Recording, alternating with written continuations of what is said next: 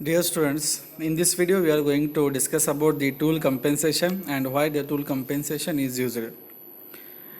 It is a very useful feature in a control system and it ensures that the programming is independent of tool dimensions. The control system of the CNC machine contains a memory in which both tool length and tool radius compensations are stored. So why we use tool compensation? Because if the size of the tool changes, it should not have any effect on the geometry or accuracy of the part which we are producing on the CNC machine. So that is called as tool length compensation and tool radius compensation. The compensations are given to avoid the effect of change in tool dimensions on the geometry of the workpiece that we are producing on the CNC machine. There are two types of compensation: tool length compensation and tool radius compensation. So tool length compensation is the distance between the gauge plane on the spindle nose and the tip of the cutter. It is essential to establish the length of each tool and store that in the system memory against the corresponding tool number before starting the actual cutting. So whatever the tool lengths are there, all the tool lengths are stored in the memory of the control system of the CNC machine so that it should not have any effect on the geometry of the workpiece. Now next is tool radius compensation.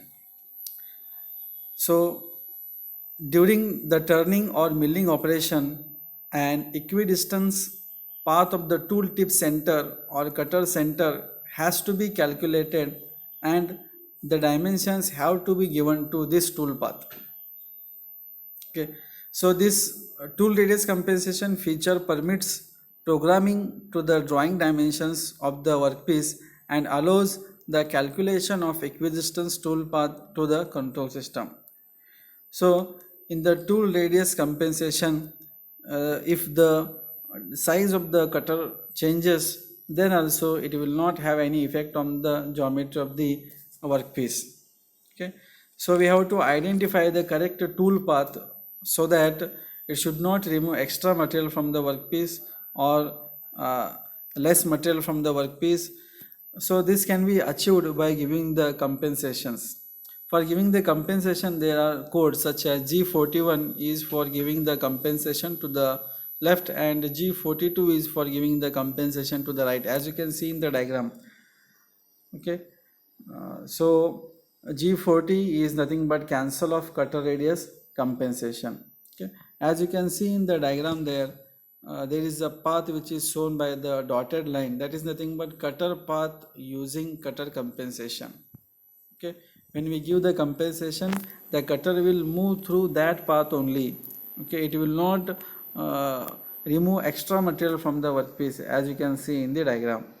Okay, so these compensations are very important to maintain the correct dimensional accuracy of the workpiece, okay, in the CNC machine.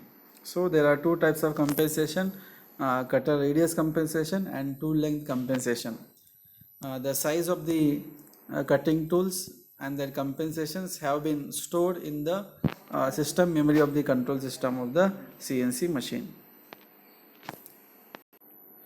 Now let us discuss about the subroutines program.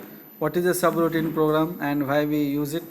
So when a component has repetitive patterns machining at different places, we use subroutine programming, and the subroutine programming can be used to reduce the effort of writing a detailed program.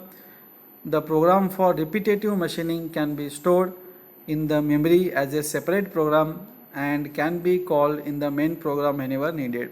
So in the subroutine program there will be two programs, one is a main program and another one is a sub program. That sub program will be called whenever it is required. So subroutine programs are written for repetitive patterns at different places. Okay, a subroutine program of one or more program blocks with the last block should be M17. So whenever we write the subroutine program, its last block should be written as M17, which is nothing but return to the main program. Example of subroutine program is L100P4. This program block calls the subroutine number 100 4 times in succession. So this is about the subroutine programs. Now next is kernel cycles.